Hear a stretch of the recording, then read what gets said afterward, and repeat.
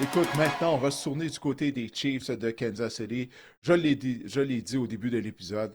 La section ouest de l'américaine, c'est simple, Marc-André, elle appartient aux Chiefs depuis plusieurs années. On termine au premier rang.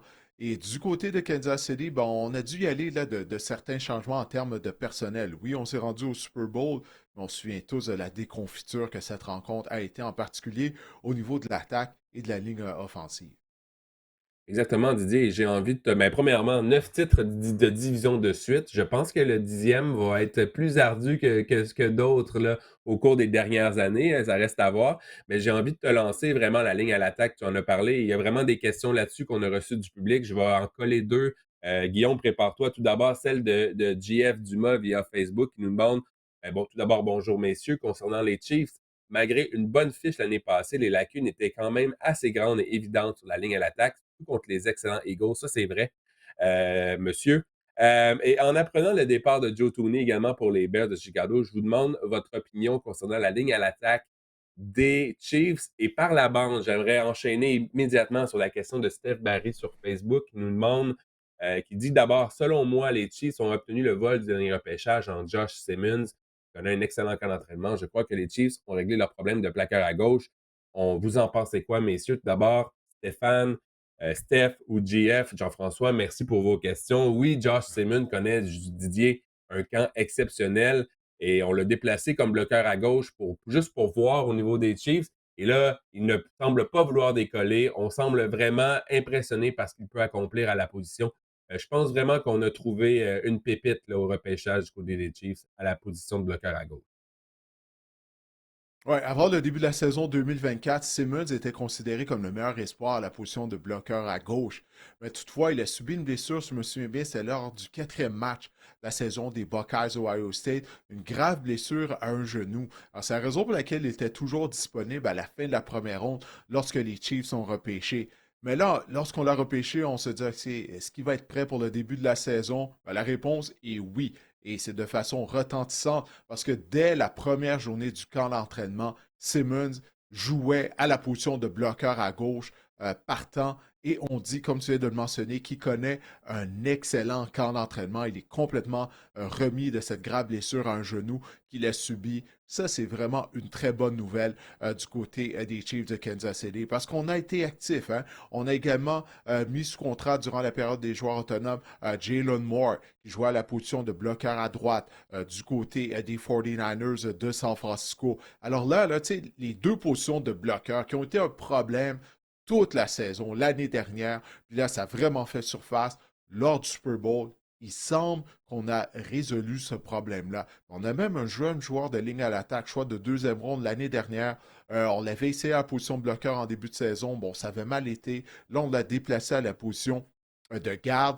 Il semble qu'il joue beaucoup mieux à cette position-là. Alors, oui, je crois que ça augure bien pour Kansas City. La mission première durant la saison morte devait être d'améliorer la ligne à l'attaque.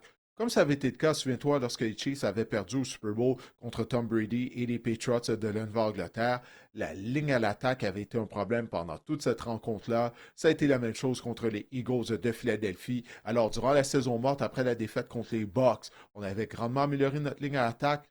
Je crois qu'on est sur la bonne voie et qu'on va pouvoir dire mission accomplie du côté de Kansas City. Parce que ça, c'était la chose numéro un qu'il fallait régler. Et de ce qu'on entend depuis le début du grand entraînement, eh bien, il semblerait que ça va bien, que les nouvelles acquisitions performent très bien au niveau de la ligne offensive. Alors ça, c'est vraiment une bonne nouvelle pour toute l'organisation de Kansas City. Pour ceux qui regardent sur YouTube, on vient de voir le tableau des départs et arrivées, mais vraiment, côté des arrivées, là, c'est ça. On a vraiment retravaillé, remodelé notre ligne à l'attaque. C'était un besoin pressant. On a vu le départ de Joe Tooney également. Et on a également fait signer une prolongation de contrat à Trey Smith, 4 ans, 94 millions de dollars. Bref, je pense Mhm. que la ligne à l'attaque va être franchement meilleure du côté des Chiefs cette saison. Et si on parle de Patrick Mahomes, Didier, je veux t'amener là-dessus, qui n'a pas réussi 30 passes de toucher depuis 2022. Didier, Patrick Mahomes, Didier, est-ce que tu penses que. Mais écoute, j'ai envie. Ça fait peut-être le lien avec la question de Paul Desrochers là, qui demande qui sera le premier receveur des Chiefs pour la majorité de la saison. On a des receveurs de passe du côté des. On a un groupe de receveurs de passe quand même. Je pense que c'est l'un des bons groupes de receveurs de passe que Patrick Mahomes a eu au cours des dernières années. Mais là, on sait que Rashee Rice va assurément manquer le début de saison. Hollywood Brown est déjà blessé au camp d'entraînement. Ça reste à voir dans son cas. On a Xavier Worthy, la recrue, qui en sera à une deuxième année. On a repêché Jalen Royals en quatrième ronde. Mais j'ai envie de t'entendre, Didier, sur Patrick Mahomes, qui, on parlait de ligne à l'attaque, a subi 36 sacs du corps en saison régulière l'année dernière. C'était le pire total de sa carrière. Donc, j'ai hâte de voir si Patrick Mahomes peut rebondir avec un groupe de receveurs vraiment qui promet, surtout si Rashee Rice est de la formation des Chiefs. Ça, c'est vraiment une bonne question. Parce que je me souviens au mois de février dernier, lorsque j'étais à la Nouvelle-Orléans pour couvrir la semaine du Super Bowl, j'avais posé des questions à Julian Edelman, ancien receveur de vedette des Patriots de la Nouvelle-Angleterre. Puis notamment, j'avais mis une de ses réponses qui était qu'il trouvait que lui, c'était prématuré de comparer Patrick Mahomes à Tom Brady. Parce que souviens-toi, avant le match, là, avant la défaite contre les Eagles, il y a des gens là, qui couronnaient déjà Mahomes en disant, bon, ben, ça y est, les Chiefs vont gagner un autre Super Bowl. Puis là, éventuellement, il va remporter plus de 7 titres du Super Bowl, qui est le record détenu par Tom Brady. Mais ce que Edelman disait, il disait, écoute, du côté de Brady, il est en mesure de s'ajuster à des nouveaux coéquipiers. Parce qu'il disait que du côté de Mahomes, depuis le début de sa carrière, il a toujours eu Travis Kelce. Mais éventuellement, Travis Kelce ne sera plus là. Alors que du côté de Tom Brady, souviens-toi, au début de la dynastie des Patriots, les joueurs qu'on avait, ensuite de ça, ça a changé. Randy Moss est arrivé, Wes Walker est arrivé. Ensuite de ça, Walker et Moss sont partis. Donc, on a eu d'autres receveurs. Rob Gronkowski est arrivé. Donc, ça, l'équipe, et puis là, je ne parle même pas de la ligne d'attaque, les porteurs de ballon. Donc, l'équipe autour de Brady a toujours changé. Il est en mesure de s'ajuster. Est-ce que Patrick Mahomes, lui, il est en mesure de le faire? Tu as parlé de la baisse de sa production en termes de passes de toucher lors des dernières années. Moi, personnellement, je crois que c'est dû au fait que le talent autour de lui a baissé. Bon, on vient de parler en long, en large des déboires de la ligne à attaque. Mais même à la position de receveur de passe. Quand tu regardes le groupe de receveurs de passe, puis j'inclus les rapprochés Travis Kelce, qui va être âgé d'un an de plus, qui est vieillissant maintenant, c'est possiblement la dernière année de sa carrière. Bref, on verra. Mais c'est pas un grand groupe de receveurs, là. On a besoin de Rashee Rice. Puis là, bon, il semble qu'il va rater le début de la saison, comme tu l'as dit. On va voir si la NFL va le suspendre. Mais l'année dernière, il n'était pas là, il était blessé. Hollywood Brown, Marquise, je vais l'appeler Marquise Brown. OK? Parce que lorsqu'il joue mal, c'est Marquise Brown. Lorsqu'il joue bien, c'est Hollywood Brown. Mais depuis le début de sa carrière, en plus des blessures, lorsqu'il était en santé, combien de fois qu'il échappait des passes de toucher directement dans ses mains? Il y a une raison pourquoi il change d'adresse régulièrement, Marquise Hollywood Brown. Xavier Worthy, extrêmement rapide. OK? Parfait. Mais l'année dernière, il n'a jamais été une menace verticale. OK, les jeux qu'il réussissait, c'était des courtes passes qu'il était en mesure de transformer après la réception, d'aller chercher des verges, après le catch, des passes-pièges. Faisait de l'excellent boulot là-dessus. Mais il n'était pas une menace verticale qui tirait les défenses adverses, malgré le fait qu'il est extrêmement rapide. Et en plus de ça, ces trois receveurs-là, ils ne sont pas imposants physiquement. J'ai trouvé une statistique intéressante que Patrick Mahomes, la saison dernière, Marc-André, dans les passes qui ont voyagé plus de 20 verges dans les airs, tu sais quoi son pourcentage de passes complétées? 26 Il y en 26 a essayé, pas compliqué, il y en a essayé seulement 12. C'est le deuxième plus bas total dans la NFL. Moi, Voilà. ce que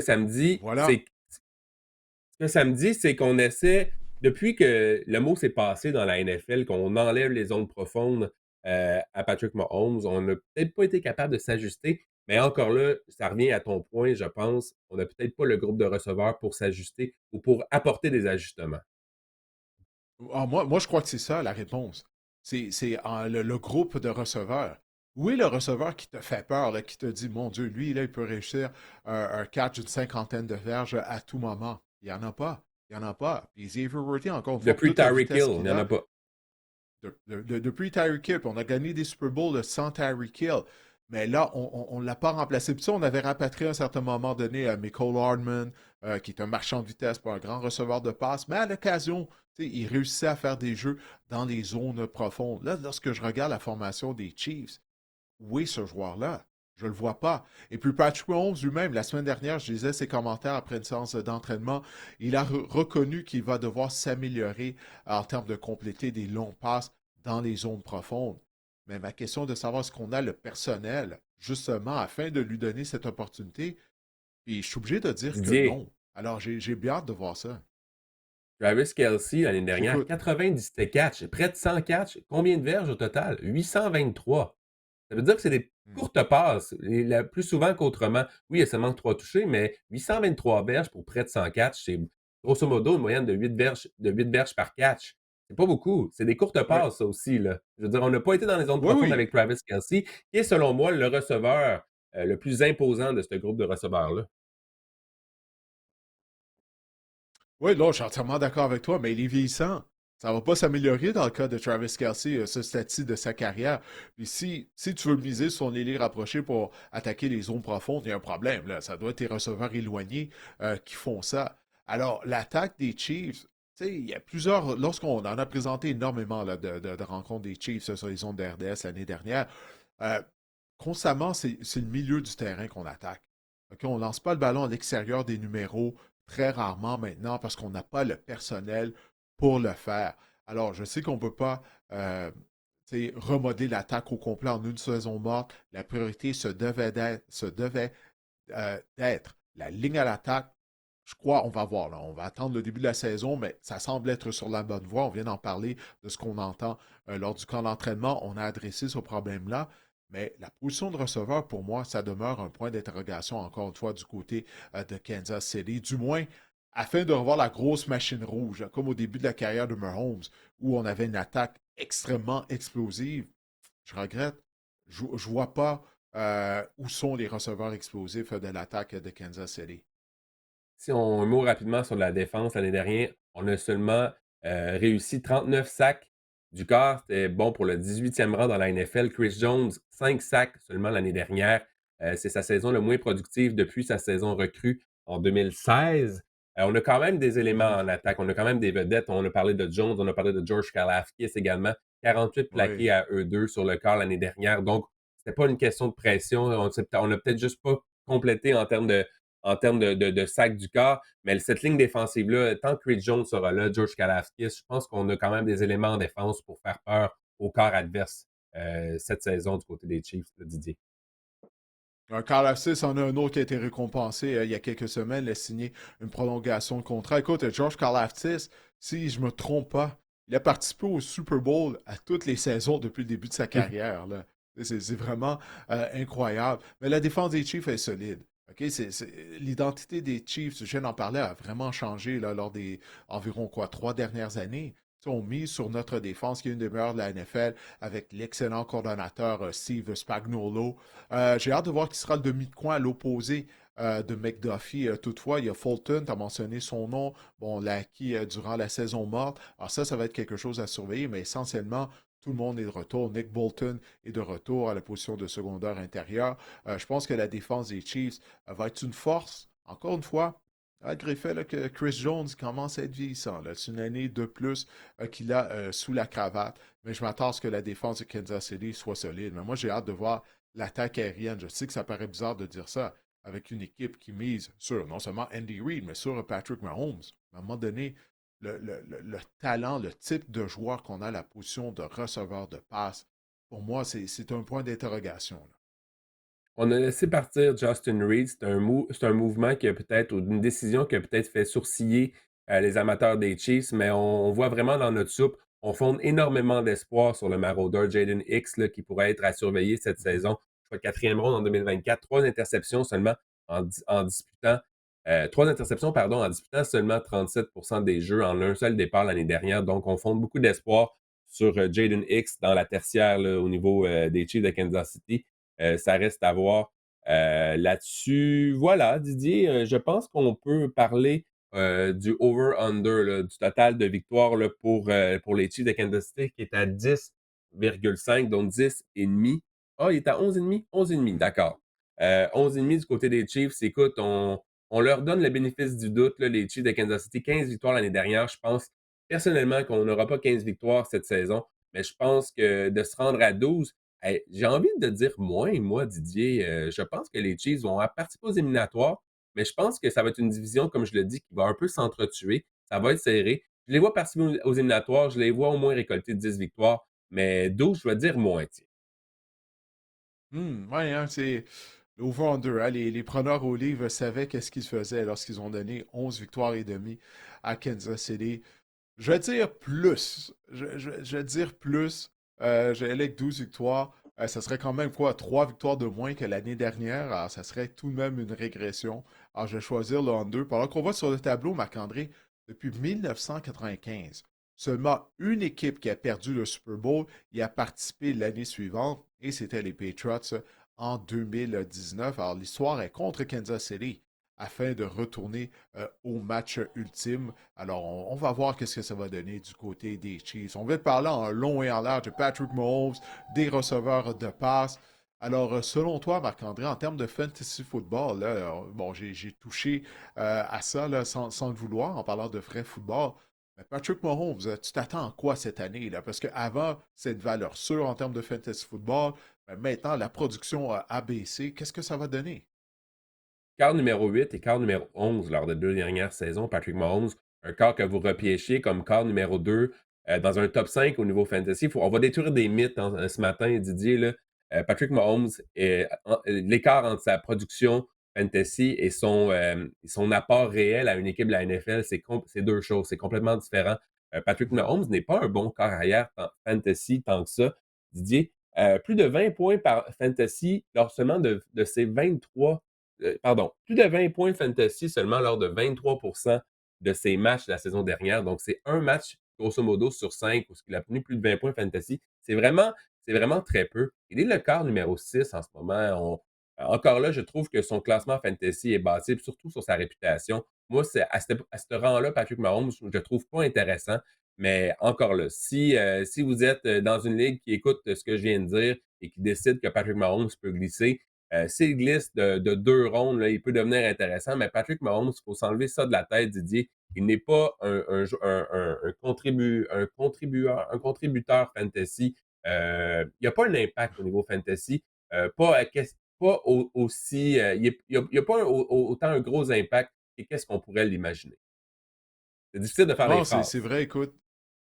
Ouais, ouais, ouais. Mais non, mais c'est vrai. Écoute, tu sais, tu en parlais tout à l'heure, la diminution de sa production en termes de passes, de toucher lors des dernières saisons. Alors oui, ça a un impact en termes de fantasy football dans le cas de Patrick Mahomes. En tout cas, on va voir qu'est-ce que ça va donner au cours de la saison. Maintenant, Xavier Worthy, bon, on en a parlé tout à l'heure, hein, pas vraiment une menace verticale, malgré le fait que c'est un marchand de vitesse. Ça va donner quoi pour lui, là, dans son cas, au niveau du fantasy football? Tu le Il a repêches quand où? même connu Il a quand même connu une excellente fin de saison, Xavier Worthy, une moyenne de plus de 20 points par match à partir de la semaine numéro 15, donc en fin de saison, ciblé aussi plus de 10 fois par match par Patrick Mahomes.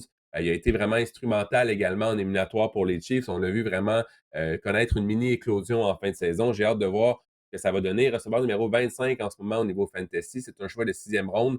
Et je vais rebondir sur une question qu'on m'a posée également, qui nous a été posée sur Rashid Rice par la bande. Je pense qu'en l'absence de Rashid Rice, je pense que Xavier Worthy devient un ajout intéressant au niveau fantasy. Je pense que je paierais en ce moment un choix de sixième ronde pour m'assurer des services de Xavier Worthy. Et je t'amène sur la question de Thomas Labrec via Instagram là, qui nous demandait avec la possible suspension, est-ce que Rashid Rice reste une option viable comme receveur numéro 2 en PPR cette saison? Je pense que écoute, moi, je prends pour acquis, Thomas, que Rashid Rice va être suspendu. Je pense que ça va être une suspension de 6 à 8 matchs. Je ne repêcherai pas Rashid Rice dans l'optique de cette suspension-là, mais dès qu'on voit sur le terrain, je pense que c'est un receveur numéro 2 viable en format PPR. Le problème, c'est quand est-ce qu'on va le voir sur le terrain. Ça, on ne le sait pas encore. Mais écoutez, si par miracle, là, il vient à manquer 2, 3 matchs, mettons, disons un mois, je pense que Rishi Rice est le meilleur receveur des Chiefs, si vous voulez mon avis, en termes de talent. Mais encore là, ça demeure sa disponibilité. Et quand est-ce qu'on va le voir sur le terrain? C'est vraiment la grande question. Donc, tu dirais, si la suspension est juste de 4 matchs, tu serais plus ouvert à l'idée de On, repêcher plus tôt, on, naturellement, que celui ouais, de 6 à 8 matchs. Hein? Ouais, un mois, je vous dirais qu'on peut peut-être essayer de pallier à sa perte avec d'autres options. Mais écoutez, mais je m'attends à une demi-saison pour être bien honnête, là, Didier. On donne des suspensions quand même exemplaires, là. Si on regarde Justin Tucker, c'est pas la même chose, vous allez me dire évidemment, mais on semble donner des suspensions plus longues là, au niveau de la NFL depuis quelques temps. Ouais, je ne sais jamais quoi penser des suspensions parce que c'est. La seule chose qui est constante, lorsque c'est des choses qui ont rapport à j'allais dire, des crimes sexuels, bien que, bon, un joueur comme Deshaun Watson n'a pas été reconnu coupable au criminel, là, tu vois comment ça devient compliqué de continuer à parler de ça. Mais quand ce sont des choses de cette allure-là, Des généralement, on est allégations. très sévère. Des allégations, oui, concernant des actes sexuels, on est très sévère du côté de la NFL. J'ai hâte de voir ça là, du côté de Rishi Rice, étant donné que c'est pas ça. Lui, c'était un accident de la route. Là. Il faisait de la vitesse. Il y a eu un accident, si je me souviens bien. C'est bien ça qui est arrivé, hein, Mhm, Marc-André, en cas de mhm, Rice? mhm, mhm. Ouais, donc, en Absolument. tout cas, j'ai hâte de voir si on sera aussi sévère dans son cas. Mais bon, ça reste à voir. On va se tourner maintenant du côté de Travis Kelce. Ouais. Kelsey, Un mois. il va être à Kenton, en Ohio, éventuellement. Ça, il n'y a aucun doute là-dessus. Un des meilleurs ailiers rapprochés de toute l'histoire de la Ligue. Mais t'en as parlé tout à l'heure, là, il y a une baisse de production dans son cas. Est-ce que tu crois là, qu'il va pouvoir, ben, c'est ça, là, retrouver la forme là, cette année en 2025? Hors du top 5, on le repêche hors du top 5 à la position d'aller Wow! rapprocher pour la première fois depuis C'est quand la 2016. dernière fois ça Quand a été? même, Wow, depuis c'est ça, 2016? 2016. Wow! 2016, depuis sa saison, en fait, depuis qu'il est dans la ligue, si vous voulez mon avis, Travis Kelce, meneur chez les ailiers rapprochés l'année dernière pour les cibles dans la zone payante. Donc, c'est vraiment pas une question de ne pas le regarder dans la zone payante. Ça s'est traduit seulement par 3 touchés. On peut penser que s'il a le même volume dans la zone payante cette année, il pourrait voir une augmentation de sa production en termes de touchés. C'est un choix de 6e ronde, Travis Kelce, en ce moment. Je trouve que c'est un bon choix. Je pense que surtout si Rashee Rice est absent en début de saison, je pense que c'est le genre de joueur qui peut vous aider en début de saison. Il a l'air également en meilleure santé, en bonne forme physique. Il a perdu du poids également. Il espère être plus rapide. Je pense, et ça, c'est vraiment juste moi qui pense ça, je pense qu'il y a une question d'ego également. Je pense que la saison des Chiefs, ça s'est mal terminé l'année dernière au Super Bowl. Je pense que Travis Kelce et Patrick Mahomes veulent prouver qu'ils sont encore dominants, qu'ils sont encore au sommet. Et je pense que Travis Kelce pourrait, en tout cas, je trouve qu'à ce rang, en 6e ronde, à ce rang de sélection-là, Travis Kelce, en ce moment, on parle de la position peut-être de 6e ronde dans un pool à 12 équipes. On parle de la position 70-72 au total. Je pense que Travis Kelce peut s'avérer un choix judicieux, notamment en début de saison, là, en l'absence de Rashee Rice. Absolument. Incroyable, hein, Travis Kelce, hors du top 5, tellement de valeur sûre là, depuis toujours à la position d'ailier rapproché. Ben ça, toute bonne chose a une fin. Alors, on va voir. Peut-être que pour l'espace d'une saison, là, il va pouvoir retrouver la forme. Personnellement, j'en doute. Bon, ben écoute, on a fait le tour pour ce qui est du portrait Fantasy Football là, de l'édition 2025 des Chiefs de Kansas City.